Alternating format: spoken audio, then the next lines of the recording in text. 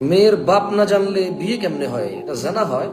মেয়ের বাপকে না জানিয়ে মেয়ে জানা করতে পারবে, বিয়ে করতে পারবে না। আমি আবারও বলি, বাংলাদেশে যত মুসলিম নারী আছে নিজ পিতাকে না জানিয়ে জানা করা সম্ভব, বিয়ে করা না।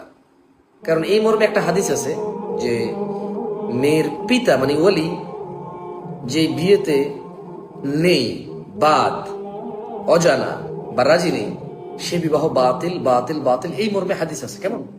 এখন হানাফি, শাফি, মালিকি, হাম্বলি মাযহাবের ইমামগণ, বিজ্ঞ ইমামগণ রাহিমাহুমুল্লাহ আজমাইন, ওনাদের ফিকর উপরে বিজ্ঞ আলেম ওলামাদের বিভিন্ন তাহকিক আছে, বিভিন্ন বুঝ আছে, সেগুলো বড় আলেমদের থেকে জেনে নেবেন।